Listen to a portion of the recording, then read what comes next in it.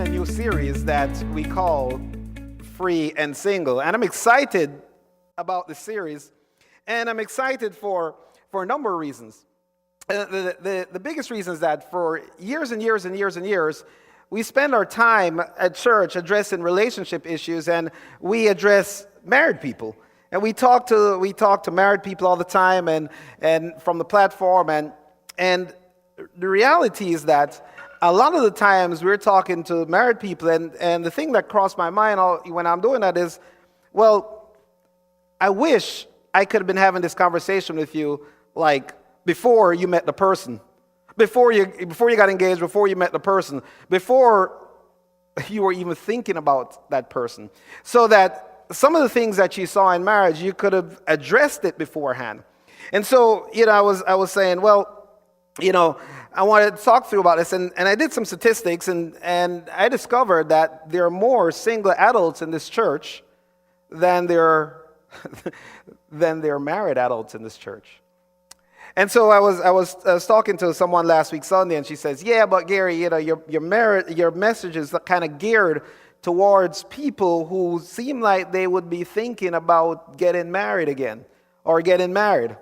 And it is true that there is a bent towards that, right? But what I do know is that a lot of times people don't plan what happens. I was sharing with somebody a couple weeks ago that my 82-year-old aunt found love and got married.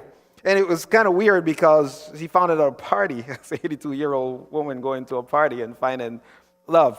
And the person that she found love with was, all right, you guys kind of figure this out. I'm going to tell you, this is kind of weird, right? It's my sister-in-law's father.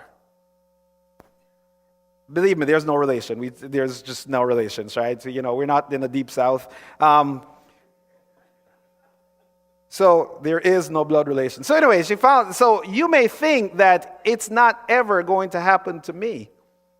Or you may think it's never going to happen to me again, but as my Aunt Edna would say, it can happen to anybody. She's now 92, and I tell you, if you know any good men around the age of 90, she is ready to get married again. So I see one young man in this church holding his head. No, she really is. She told me that, to look out for her. So anybody who knows, Aunt Edna, she's really nice.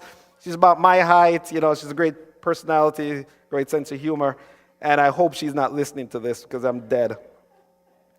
But the majority, so I did some more statistics, and the 62% of our singles in this church are between the ages of 18 to 49, right? Which is really the ages where people get married. So I do know it has that bent. And you may be thinking, that's not me, I'm married, but I guarantee you're going to know somebody who's getting married or who's thinking about it, and I want you to be able to give this advice to them. So it's for everybody inside here. So a quick recap of last week. Last week, we said that in order for you to find the right person, you can start out by being the right person. And it said this, well, we said something like this. Let's see, yeah. If you want someone who's lovely, who's sit down, if you want somebody who is lovely, and someone who demonstrates love, you first have to be becoming loving and lovely. In other words, you have to start practicing what love is. And we sang the song, I Want to Know What Love Is, and we read from 1 Corinthians 13, and we told you what love is. You got to practice those things. And we said really the biggest question that we want to answer in the series, and I can't take credit for it. I heard Andy Stanley ask this question to his congregation. He said, am I the person that I'm looking for is looking for? Am I the person that, if I found the person that I'm looking for, would they want me?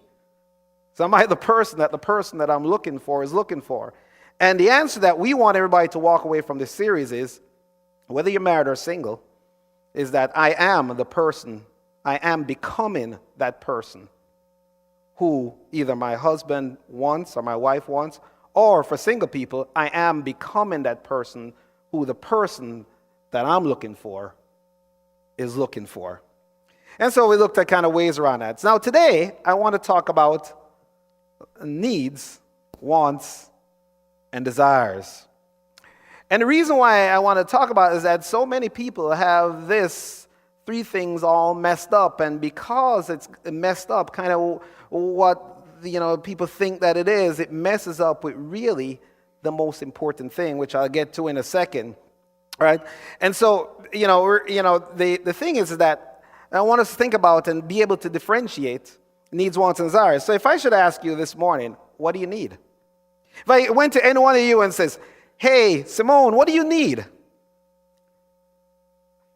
Simone probably would say, I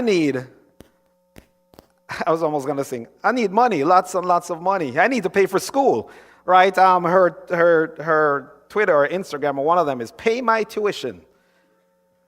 So if you look up pay my tuition, you'll see Simone's name. And so if I ask Simone, what do you need? She'd say, well, I need somebody to pay my tuition. That's what I need. And if I somebody else may say, I need love. Like LL Cool J sang a song about that. I need love. And some people may say, well, I need a husband, or I need a wife. But if I should kind of like, no, hold on a second. What do you need? What do you need? What do you really need? I think that most people would, when it really gets down to it, they would say that, well, I need food. I need something to wear. I need clothes. And I need shelter. Maslow talked about that, right? So again, there's these basic needs for survival. And then all of a sudden, all those things that you thought you needed, kind of like, well, they got to go somewhere.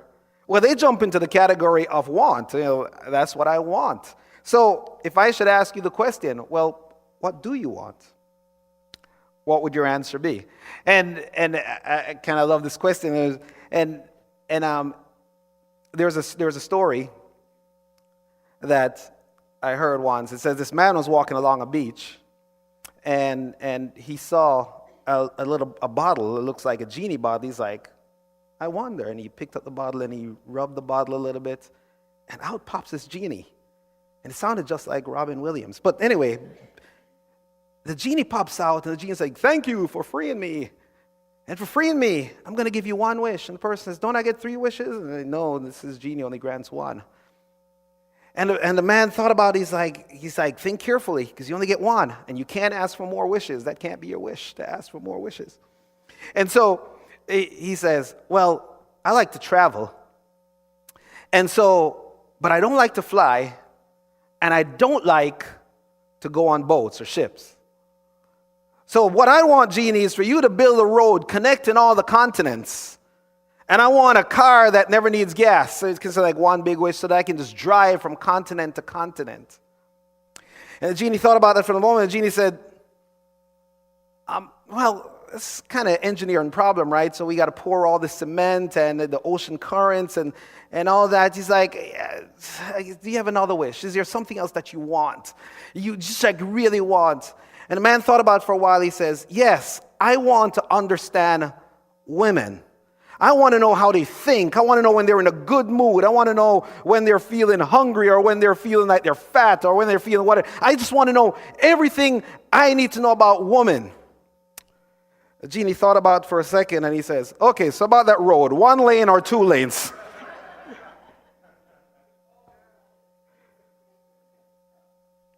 So if I gave you a genie bottle, and I said, you have 10 wishes inside there, what would you wish for? And some of the things that you thought about in your wants, you'd probably bump over into your needs that you bumped over into your wants. Is like, well, I want money, I want this. You may say, I want to get married. You may say, I don't know, because things you want. I want a boyfriend, I want a girlfriend. And you go up with all this list. But if I say, wait, and by the way, well, whenever I speak to young people and tell them about, hey, you need to make a list about what you want in a person, then this normally comes back like really long, and then I say this to them. If you could only have 3 things, 3 to 5 things in a person, what would those 3 to 5 things be? So I said, what do you want? What do you want? Because In the middle of all the things that you want, when I say to you, what do you want? I get to really, what is it that you really desire? The top 3 to 5 things of what you want is really what you desire. And if I say to you, but what do you really, really desire? And I think at the other end of that question, what is it that you desire is really this, is what is it that we really value? Because at the other end of the question is not about needs. Well, we have to have our needs met, but it's not about needs, wants, and desires. It's about what we really, really value. And so many of times, we come up with this thing and we say, we have this list in our head, and we're like, well, 20 now or whatever, pick an age, and it says by the time I'm 22, I wanna be out of school. And by the time I'm 26, well, my bachelor's, by the time I'm 26, I want to be established in my career. And by the time, well, before that, somewhere around 22, 23, I want to find a person and I want to develop a relationship with the person. So when we have our careers together, we can get married. I want to get married by the time I'm 27. And by the time I'm 30, I want to start having some kids and start a family. By the time I'm 36 or 37, I want to be done with the family. And then by the time I'm 40, 45, 50, I want to be like traveling the world. And by the time I'm 55, I want to be enjoying some grandkids. And we have this picture laid out inside our head, and then something happens. We get to 27, and we're not done with school. We get to 30, and we haven't met somebody. We get to 37, we still haven't met somebody. We get to 39, and we're like, okay, I think God wants me to find myself a Hagar. God wants me to find somebody because God knows I'm going to be a great parent. He knows that I got all this love. I got love, love, love. I got crazy love. And somewhere along the way, when we go through that, people end up making some decisions. And often along the time, fast forward 7 years from that, and I'm having a conversation. People wondering, well, how did I get here?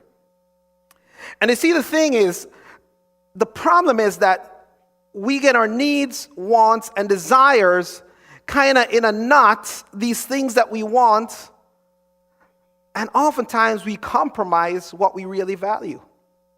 We short circuit what we really value for what we need, want, and desire. And it's kind of deep what I'm saying to you, but kind of follow along with me, because the whole theme of today is really about not compromising what you really value for what you merely want. And that's kind of tough. And the things that, and it's kind of weird, right? Because the things that we consider most valuable to us is the thing that is most unnatural to us.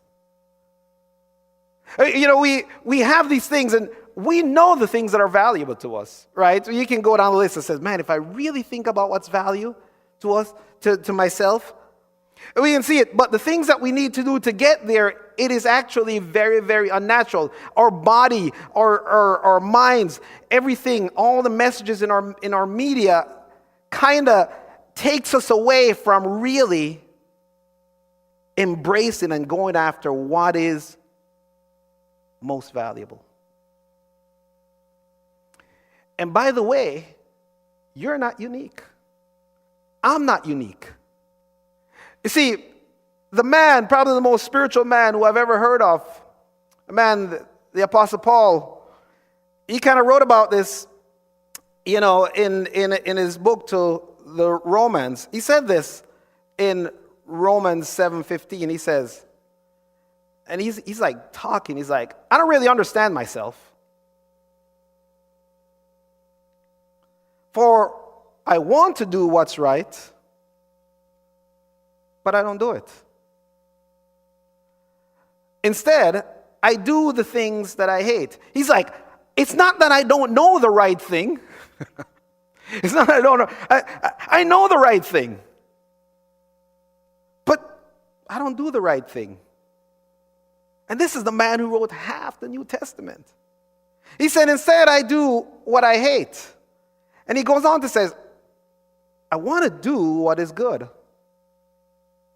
but I don't. I don't want to do what is wrong, but I do it anyway. How many of us are in that boat with our personal actions? It doesn't have to be about relationships. It could be about your finances. It could be about anything.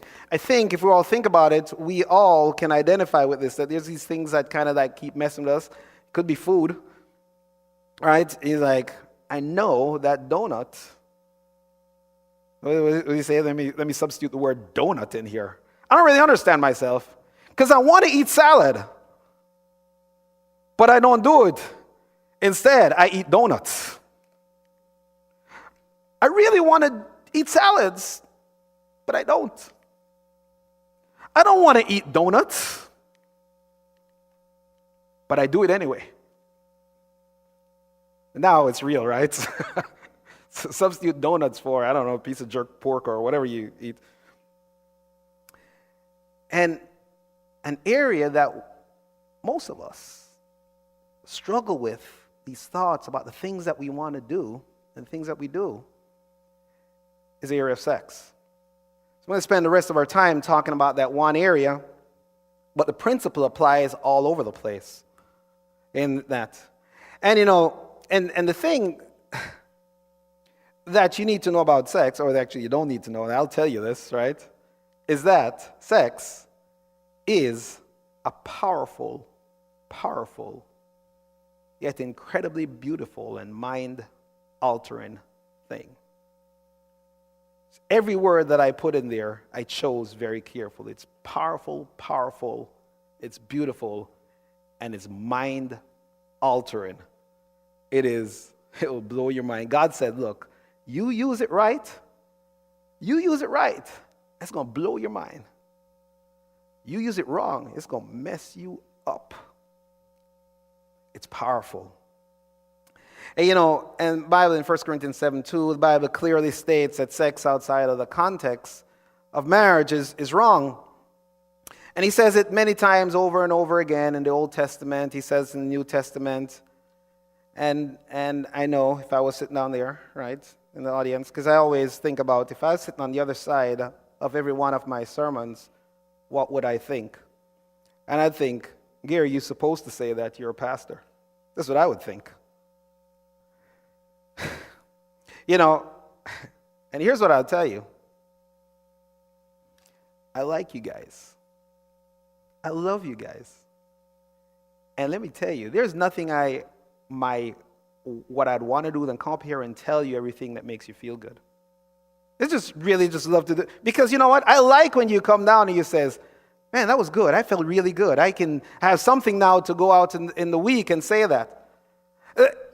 But the problem is that because of my love for you, I can't do that all the time.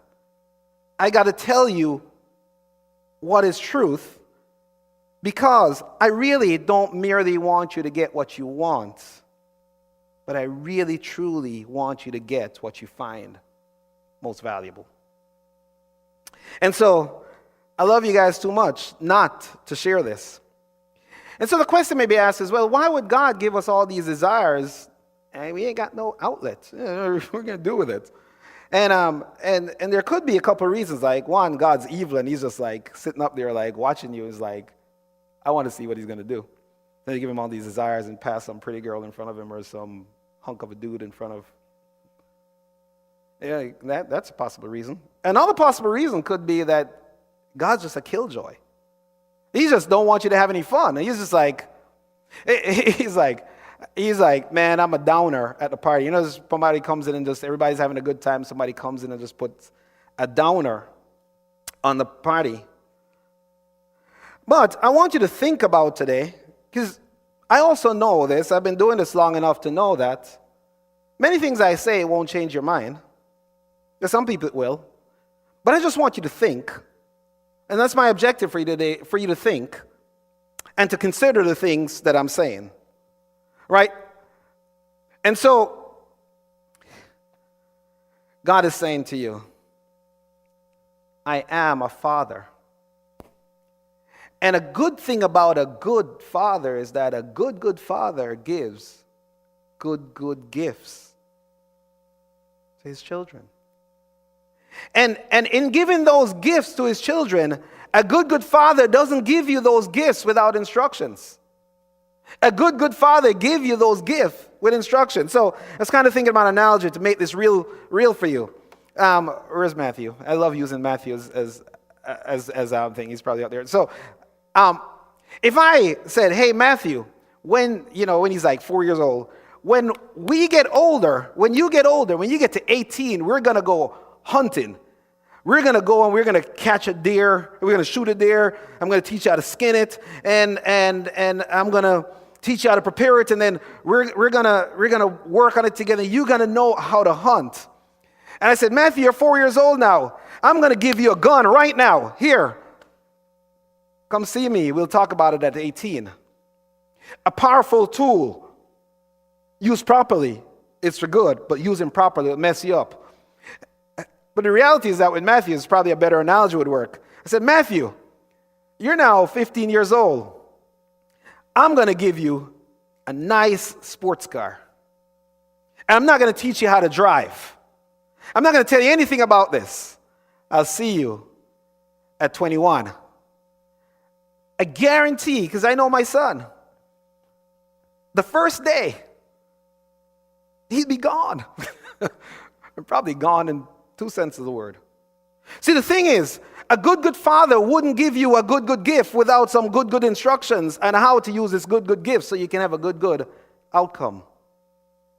And he's like, look, I want you to use it properly so you don't get hurt. And most people don't believe this until it's too late. And when it comes to sex, most people go for what they want now, what feels good now, and at the expense of what's really valuable later. And I don't think that sexual decisions that you make today really affect your life tomorrow in many, many, many ways. And God says, look, I want you to know some things. The first thing is that I want you to know that sex is not just physical. It's not just a physical act. If you watch kind of movies and stuff like that, listen to songs and stuff, it will make it seem like, what's the big deal? It's just kind of like a physical act. And the reality is that it's much more than that. Sex is emotional. It's emotional because, and when we talk about emotions, you remember we talked a few weeks ago about body, which is physical, soul, which is your emotions, your personality. It's kind of who you are, and your spirit is what really communicates with God. Sex is much, much more emotional than it is even physical. And people tend to miss that. And I mentioned to you before, I'll tell you this, that there's some I can't even say that word. That word, right? There is something physical that happens when you do sex. There's hormones that gets released that really and makes you come back for more. It's like a drug. It releases hormones like serotonin and oxytocin, I think it is, and not OxyContin. That's a drug. That's another drug. That's kind of like oxytocin, and it makes you want to come back for more. It's addictive. It's like, so you start, and then you do it again. It's like most drugs. Most drugs, you don't get addicted the first time, right? But you do it again, and over time, it becomes addictive, and it's kind of like your body just wants it, right? And just you need it. And so it's physical in that way, but it's also emotional in other ways. When I talked about it's a mind-bending, mood-altering drug, my wife knows this firsthand. I can come in the worst mood, and she can make me be in a very good mood. Very easily. It's mind-bending. All of a sudden, the thing that I was angry about doesn't seem so important anymore. You guys are laughing because y'all know it's true. You know, it's funny because it's true. And so the thing about it is that, you know, so when you engage, like really bad ideas seem to all of a sudden become really good ideas, like most drugs, right? So like, you know, you're involved in a relationship and you know the person's is not right for you, so forth, so on. You had your list and you made up your list and all this other stuff, and you made a list and you checked it twice and you want to find out, well, anyway. And so you have your list, and then all of a sudden, you know, you kind of get involved in he's like, I'm not going to marry this person, and then he's getting involved, and then all of a sudden, it's like, well, they're not kind of bad. All right, I can deal with those issues. It messes with your ability to make good decisions. It just does. It just does. And so, you know, it's just like a drug. And people have been falling into this trap of kind of having sex outside of the marriage for a long time. This is all over time. So in the early days, what would happen is that you just, well, let's get married. And so in the early days, you had many wives. But the woman got a raw deal, right? Because the woman didn't get many husbands. The men got many wives in the old days back in. And so by the time Paul was writing, the Apostle Paul was writing to these New Testament churches, civilization had gotten much more advanced, and they realized that we were really created to be monogamous, to just have one person, right? But they didn't quite get it right, because polygamy became, by the time Jesus came around, polygamy was illegal in the Roman Empire. A little bit of history here. But prostitution was legal. Prostitution was legal. As a matter of fact, it was you bought slaves and you used the slaves as part of, you know, you'd set up a little home business and you'd run a brothel. And as I was reading, many times the woman and the kids of the house would run the brothel for their husbands. And so the husbands would use their own brothel and go to their friends, you know, and go use their brothel and whatever. And so it was that time where it was accepted. It was accepted almost as much as like saying going to the casino. You know, there would be Christians who would say, man, the followers of the way, followers of Jesus at the time, because the New Testament wasn't written yet, that says, no, I don't think that's what God intended. But society as a whole said, yeah, you can go because you should only have one wife. And so on that scene, you know, Paul was like talking about this, and Paul says, hey guys, I want you to understand this. He said, he's writing this letter to the Corinthian church. And he says, do you not know that he who unites himself with a prostitute? And when he wrote that, I can imagine people would just stop there like, what are you talking about, Paul? You're talking about uniting yourself with a prostitute. We're just having sex. There's no uniting here, because the original language, when you understand what the original language is, you would have seen why people back in the day would have taken this like, what are you talking about? That word literally means to glue or to cement yourself. It's like super glue. He says, do you not know that he who super glues and then encases it with cement around it, he who super glues himself to a prostitute? And some of you guys are like, well, I'm not about the whole prostitution thing. So another little Greek word for you. The word for prostitute there is a word called porneo, as they would pronounce it. And it literally means, it's because that's where we get the word pornography from, but it literally means that somebody who is having sex because of passion. It's like, man, and out of lust. And also somebody who's doing it for financial gain. So it really applied to anybody. It's like, man, I'm not with a prostitute. And so Paul is saying that he who unites himself, he who superglues himself, he who cements himself with somebody out of lust and out of passion and out of whatever you want to call it, for money, whatever reason, he who does that, this is what happens, is one with her in body. For it says, the two shall become one flesh.